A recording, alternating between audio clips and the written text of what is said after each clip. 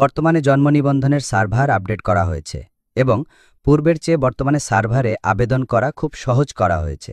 যাদের জন্ম নিবন্ধনের কাগজ আছে কিন্তু অনলাইন করা নাই, অথবা নতুন করে যারা জন্ম নিবন্ধন করতে চান, তাদের জন্য আজকের ভিডিওতে সূক্ষ্মভাবে বুঝিয়ে দিতে চেষ্টা করেছি। একটু সময় নিয়ে ভিডিওটি না টেনে সম্পূর্ণ ভিডিওটি দেখুন, তাহলে খুব সহজেই বুঝতে পারবেন কিভাবে অতি সহজেই জন্ম নিবন্ধন করবেন।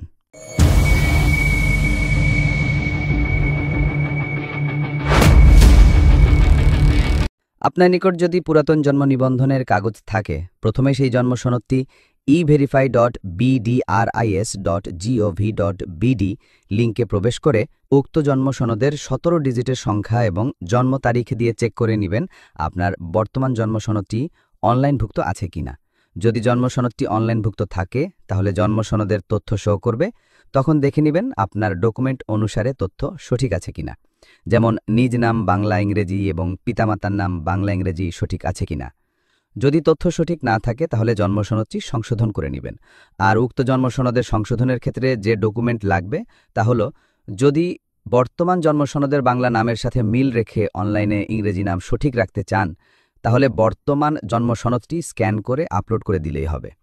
আর যদি আপনার NID card, school certificate, passport ইত্যাদি ডকুমেন্ট অনুযায়ী সংশোধন করতে চান, তাহলে যেই ডকুমেন্ট অনুযায়ী সংশোধন করতে চান সেই ডকুমেন্টটি অবশ্যই আপলোড করে দিতে হবে।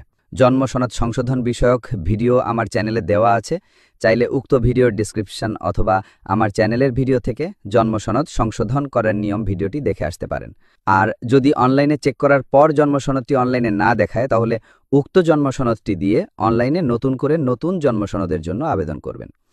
আবেদন করার সময় বিস্তারিত আরও বুঝে দিতে চেষ্টা করব।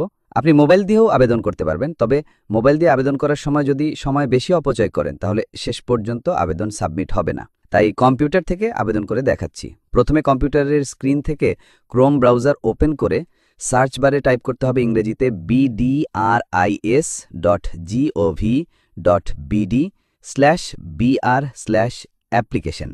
তারপর কিবোর্ড থেকে এন্টার চাপতে হবে। এরপর আমাদের সামনে এমন ইন্টারফেস শো করবে। এখানে দেখতে পাচ্ছেন বামে জন্মস্থান এবং ডানে দেখতে পাচ্ছেন স্থায়ী ঠিকানা। এই বিষয়ে আপনাদের একটু ধারণা থাকা দরকার। আপনি যদি আপনার জন্মস্থান থেকে জন্ম সনদ সংগ্রহ করতে চান, যেমন পিতার বাড়ি আপনার জন্মস্থান, আর মূলত পিতা এবং সন্তানেরা জন্মস্থান উল্লেখ করে জন্ম নিবন্ধন আবেদন করবেন। আর যদি স্বামীর ঠিকানা থেকে স্ত্রীর জন্য জন্ম সনদ সংগ্রহ করতে চান, তাহলে স্থায়ী ঠিকানা মার্ক করে স্ত্রী বা মায়ের জন্য জন্ম নিবন্ধন আবেদন করবেন। এছাড়াও ক্রয়কৃত ভূমিতে বাড়ি বানিয়ে বসবাস করলে স্থায়ী ঠিকানা উল্লেখ করে জন্ম নিবন্ধনের জন্য আবেদন করতে হবে। নিচে দেখতে পাচ্ছেন, আপনি যদি বাংলাদেশ দূতাবাসে জন্ম নিবন্ধন আবেদন করতে চান তবে এটি নির্বাচন করুন। যারা প্রবাসী তারা যদি সেখানকার বাংলাদেশ দূতাবাস থেকে জন্ম সনদ সংগ্রহ করতে চান, তাহলে এই ঘরটি মার্ক করে তারপর দেশ থেকে দেশের নাম উল্লেখ করে দিতে হবে। এক্সাম্পল, যদি অস্ট্রেলিয়া হয় তাহলে অস্ট্রেলিয়া উল্লেখ করে নিচ থেকে সিটি উল্লেখ করতে হবে। পরবর্তীতে ক্লিক করে একই নিয়ম অনুসরণ করে আবেদন করতে হবে। তো আমরা যেহেতু নিজ ইউনিয়ন, পৌরসভা বা সিটি কর্পোরেশন যে কোনো একটি থেকে জন্ম সনদ উত্তোলন করব, সেজন্যে আমাদের এখানে হাত দেওয়ার কোনো প্রয়োজন নেই। তো আমরা যেহেতু সন্তানের জন্য জন্ম নিবন্ধনের আবেদন করব, তাই জন্মস্থান মার্ক করে ডান পাশে নিচে পরবর্তী ক্লিক করে দিব।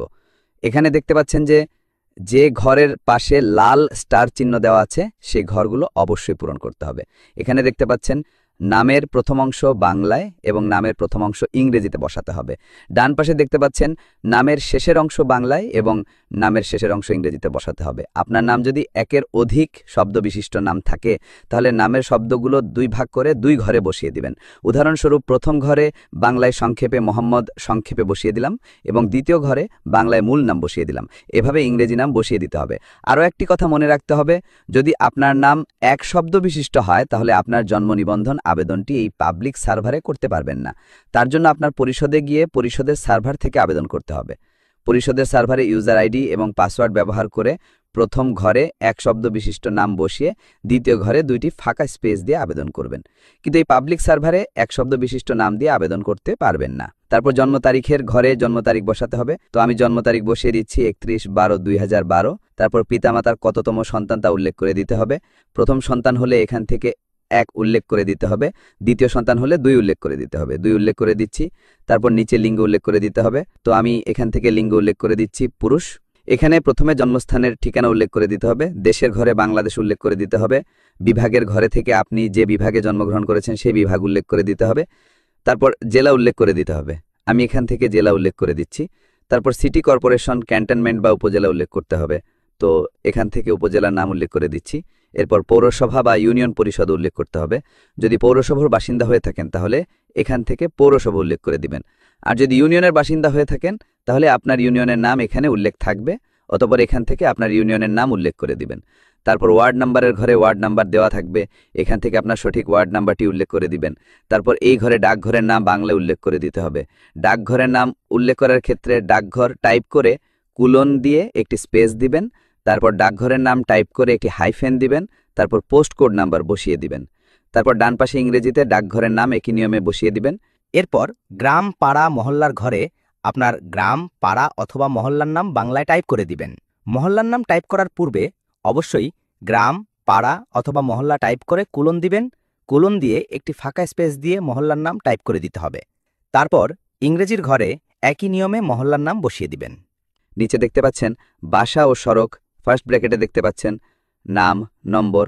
যদি আপনার বাসার নাম থাকে এই ঘরে বাসার নাম বসাতে পারেন, তাছাড়াও বাসার নম্বর বসাতে পারেন। আমি এখানে বাসার নম্বর বসাবো, তার জন্য বাড়ি নং টাইপ করে হাইফেন দিয়ে বাসার নাম্বারটি টাইপ করে দিব। একই নিয়মে ইংরেজির ঘরেও বসিয়ে দিব। তারপর ডান পাশে নিচ থেকে পরবর্তী বক্সে ক্লিক করে দিব। পরবর্তী অপশনে ক্লিক করার পর আমাদের সামনে এমন ইন্টারফেস আসবে। এখানে পিতার তথ্য এবং মাতার তথ্য বসাতে হবে। আপনার নিকট যদি পিতামাতার অনলাইন জন্মসনদ থাকে তাহলে তাদের জন্মসনদের 17 ডিজিটের সংখ্যাটি জন্ম নিবন্ধন নম্বরের স্থানে টাইপ করে দিতে হবে এবং জন্মসনদে যে জন্ম তারিখটি আছে সেই জন্ম তারিখটি এই জন্ম তারিখের স্থানে বসাতে হবে। জন্ম নিবন্ধন নম্বর এবং জন্ম তারিখ বসানোর পর পিতামাতার নাম অটো বসে যাবে। আর যদি পিতামাতার জন্মসনদ অনলাইনভুক্ত না থাকে তাহলে এখানে তাদের নাম বাংলায় এবং ইংরেজিতে টাইপ করে দিবেন। আর যদি ভোটার আইডি কার্ডের নাম্বার থাকে তাহলে এনআইডি নাম্বারটি টাইপ করে দিবেন আর নিচে জাতীয়তা বাংলাদেশি উল্লেখ করে দিবেন। আরও একটি গুরুত্বপূর্ণ বিষয়, জন্ম তারিখ যদি 1/1/2013 ইং তারিখ থেকে বা এই তারিখের পর জন্ম হয়ে থাকে তাহলে অবশ্যই পিতামাতার অনলাইন জন্মসনদ থাকতে হবে। এক্সাম্পল আপনাদের বোঝানোর জন্য যদি নিচে বাম পাশের পূর্ববর্তী বক্সে ক্লিক করে জন্ম তারিখটি একটু পিছিয়ে দেই, যেমন জন্ম তারিখটি পরিবর্তন করে 1/1/2013 বসিয়ে দেই, তারপর এমন ইন্টারফেস আসলে এখানে সবুজ ঘরে ক্লিক করে দিতে হবে। তারপর আবার নিচে ডান পাশে পরবর্তী বক্সে ক্লিক দিলে দেখতে পাবেন বাংলা ইংরেজি নামের ঘর এবং জাতীয় পরিচয়পত্র বসানোর ঘরটি ব্লক করে রাখা হয়েছে। এক্ষেত্রে পিতামাতার অনলাইন জন্মসনদ ব্যতীত এই জন্ম নিবন্ধনের আবেদন করতে পারবেন না। তাই যদি সন্তানের জন্ম তারিখ 1/1/2013 থেকে বা তার পরে জন্ম হয় তাহলে অবশ্যই পিতামাতার অনলাইন জন্মসনদ থাকতে হবে। আর যদি পিতামাতার জন্মসনদ অনলাইনভুক্ত থাকে তাহলে ভেরিফাই করে দেখে নেবেন সন্তানের স্কুলের ডকুমেন্টের সাথে পিতামাতার নাম বাংলা ইংরেজি সঠিক আছে কিনা। যদি ভুল থাকে তাহলে প্রথমে পিতামাতার জন্মসনদ সংশোধন করে নেবেন। আর কিভাবে জন্ম নিবন্ধন সংশোধন আবেদন করতে হয় তার একটি ভিডিও এই ভিডিও ডিসক্রিপশনে দিয়ে দেব। ভিডিও দেখে খুব সহজেই জন্ম নিবন্ধন সংশোধন করতে পারবেন। তো পিতামাতার নাম বসানোর পর ডান পাশের নিচে পরবর্তী বক্সে ক্লিক করে দিবেন। তারপর এখানে দেখতে পাচ্ছেন স্থায়ী ঠিকানা এবং নিচে দেখতে পাচ্ছেন বর্তমান ঠিকানা আপডেট করে দিতে হবে। পূর্বে যে জন্মস্থানের ঠিকানা উল্লেখ করেছেন সেই জন্মস্থানের ঠিকানা আর স্থায়ী ঠিকানা যদি একই হয় তাহলে এই বাম পাশে দেখতে পাচ্ছেন জন্মস্থানের ঠিকানা ও স্থায়ী ঠিকানা একই।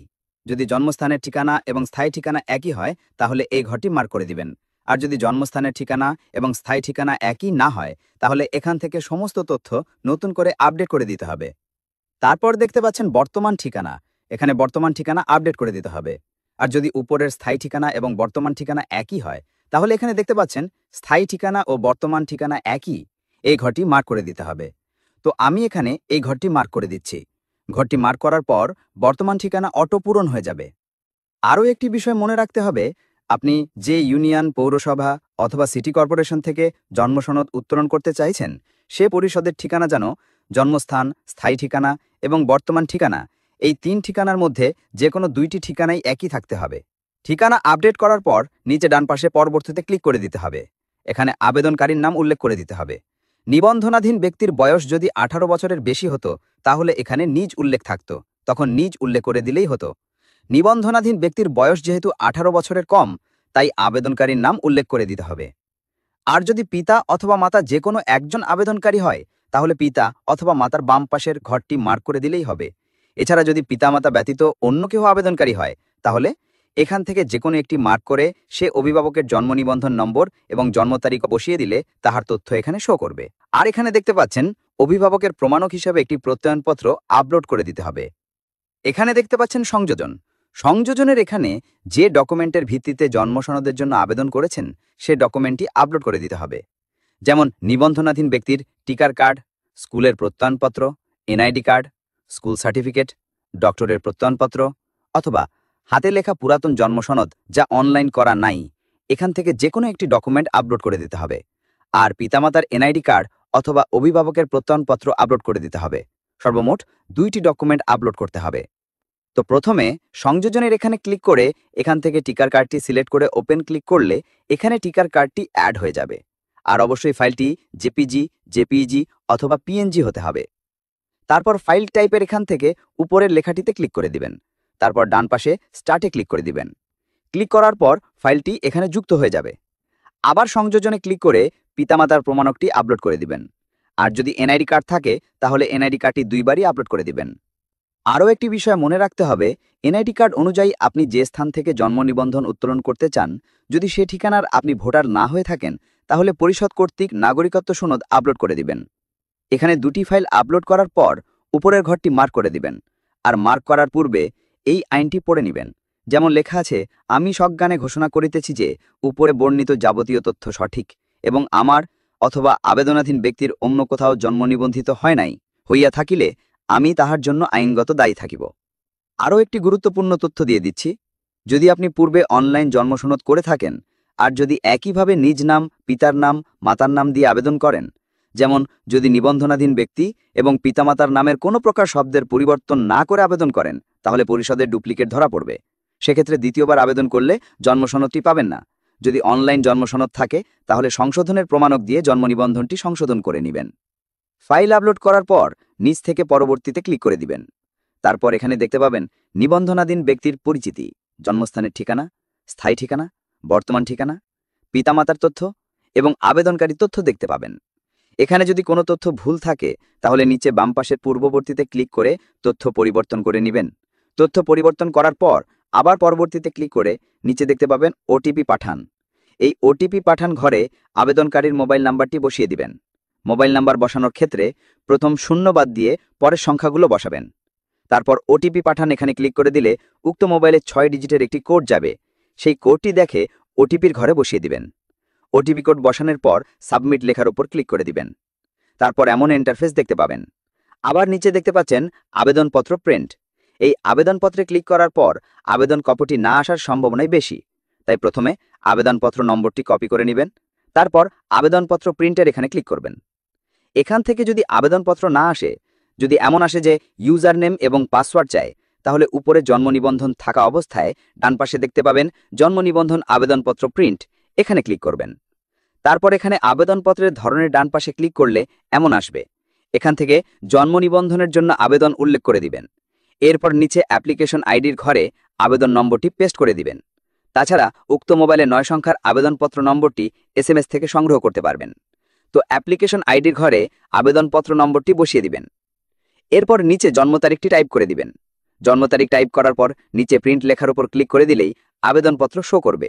তারপর আবেদনপত্র প্রিন্ট করার পর আবেদন কপি এবং যে ডকুমেন্ট আপলোড করেছেন সে ডকুমেন্টের ফটোকপি একসাথে প্রিন্ট আপ করে উক্ত পরিষদে জমা দিতে হবে। তখন পরিষদের সার্ভারকে জন্ম নিবন্ধনের সরকারি ফি জমা দিয়ে আপনাকে প্রিন্ট করে পরিষদের কর্তব্যরত ব্যক্তির স্বাক্ষর এবং সিল বসিয়ে আপনাকে জন্ম সনদ প্রদান করিবেন। তো আমার ভিডিওটি যদি আপনাদের ভালো লাগে তাহলে এই ভিডিওতে লাইক কমেন্ট করে দিবেন।